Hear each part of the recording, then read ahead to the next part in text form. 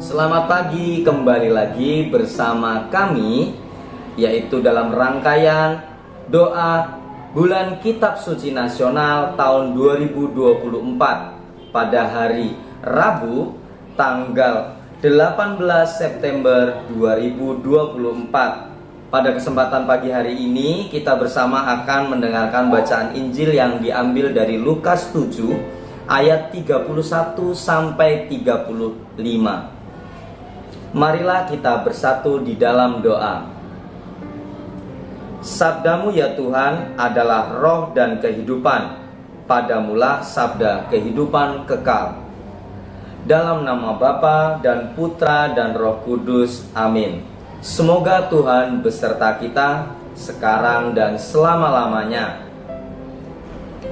Inilah Injil suci Yesus Kristus menurut Lukas. Dimuliakanlah Tuhan. Sekali peristiwa, berkatalah Yesus kepada orang banyak, "Dengan apakah akan kuumpamakan orang-orang dari angkatan ini? Mereka sama dengan anak-anak yang duduk di pasar dan berseru-seru, 'Kami meniup seruling bagimu, tetapi kalian tidak menari. Kami menyanyikan kidung duka, tetapi kalian tidak menangis.' Sebab ketika Yohanes Pembaptis datang, dan ia tidak makan roti dan tidak minum anggur, kalian berkata, 'Ia kerasukan setan.'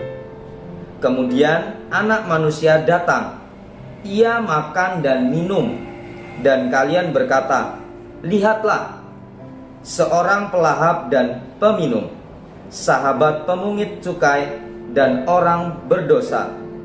Tetapi hikmat dibenarkan oleh semua orang yang menerimanya." Demikianlah sabda Tuhan. Terpujilah Kristus. Selamat pagi kembali untuk kita semua yang mendengarkan, khususnya yang sedang berada di rumah, di sekolah, maupun di berbagai tempat. Pada kesempatan pagi hari ini kita bersama dapat merenungkan bahwa bacaan Injil Lukas ini mau memberitahu kepada kita bahwa pada masa sekarang ini semua orang bisa menjadi ahli. Semua orang tanpa terkecuali. Mungkin dulu kita berpikir juga bahwa dokter adalah satu-satunya profesi yang paling kita hargai keahliannya, karena kemampuannya dalam menghafal obat, memberikan obat kepada pasien, dan pada akhirnya pasien tersebut mendapat berkat kesembuhan. Diperlukan pendidikan khusus juga ketika menjadi dokter dan pengalaman yang panjang untuk menjadi seseorang yang mumpuni di bidangnya. Akan tetapi, mungkin pandangan seperti itu perlu dipertimbangkan lagi untuk zaman sekarang ini. Mengapa demikian? Mari kita bersama renungkan. Karena kita merasa tahu lebih baik, kita merasa tahu segalanya, pada akhirnya kita terkadang terjerumus oleh itu semua.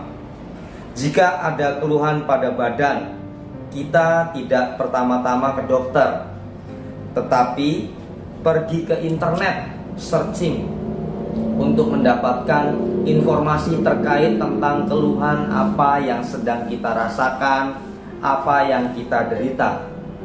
Kita bahkan sudah sulit mempercayai dokter jika memang dirasa itu kurang pas dengan apa yang kita baca melalui informasi yang kita dapat dari internet.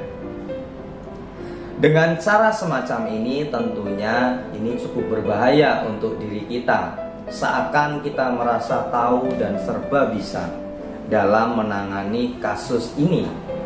Akan tetapi itulah yang menjadi pada orang zaman Yesus. Mereka sulit sekali mendengarkan hikmat. Mereka merasa tahu lebih baik. Ibaratnya ketika seruling ditiup, mereka memilih diam. Bukannya berjoget, malah berdiam. Padahal alunannya mungkin terdengar sangat asik. Atau ketika kidung duka dinyanyikan, misalkan ada yang berduka, dinyanyikan sesuatu, kita bukannya menangis atau berduka, ikut merasakannya, terbawa suasana, ini malah berbeda, diam saja atau malah ceria. Seruling dan kidung duka sama sekali tidak menggerakkan hati terkadang. Mereka memilih sikapnya sendiri, sikap yang berbeda dari yang semestinya. Mereka merasa lebih tahu dan menganggap remeh hikmat yang datang, baik dari Yohanes Pembaptis maupun dari Yesus sendiri. Hati mereka telah tertutup dan membeku. Dalam satu angket ada sebuah pertanyaan tentang apakah yang membuat seseorang bangga dengan iman Katolik. Seorang responden menjawab bahwa dia tidak bangga karena dia tidak mau menjadi pengikut. Dia mau menjadi dirinya sendiri. Kita mungkin bertanya-tanya, bagaimana mungkin ada orang Katolik yang berpandangan seperti itu? Namun, itulah yang terjadi. Mungkin orang ini merasa tahu lebih baik tentang iman Katolik, makanya dia lebih mengutamakan, ini mah ilmu yang bisa saya pelajari di internet, mencari di sumber baca lainnya. Makanya dia sampai merasa bahwa dia lebih baik daripada ilmu yang dipelajarinya. Atau malah sebaliknya, dia belum menyadari betul tentang siapa Yesus itu. Orang buta melihat, orang lumpuh berjalan, penderita penyakit kulit yang dinajiskan ditahirkan, orang tuli mendengar, orang mati dibangkitkan, dan kepada orang miskin diberitakan kabar baik. Itu terdapat pada Injil Lukas bab 7 ayat 22. Sungguh diperlukan kerendahan hati yang besar untuk mendengarkan Yesus. Jadi sebagai orang yang beriman Katolik, sebagai orang Kristiani, kita pun perlu bisa mendengarkan dengan baik. Mungkin dari panggilan Tuhan, bacaan sabda pada hari ini, kita harus benar-benar bisa merenungkannya dengan baik, supaya pada akhirnya kehidupan kita hari ini dan hari berikutnya penuh dengan rasa damai. Hanya orang-orang dengan kerendahan hati yang mengakui keadaan dirinya, ketidaktahuannya, akan dapat berhasil dalam kehidupan sehari-hari dan dalam imannya. Marilah kita bersatu di dalam doa.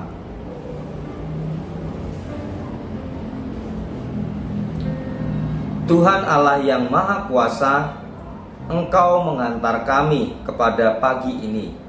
Selamatkanlah kami dengan kuasa-Mu, agar pada hari ini kami tidak jatuh ke dalam dosa.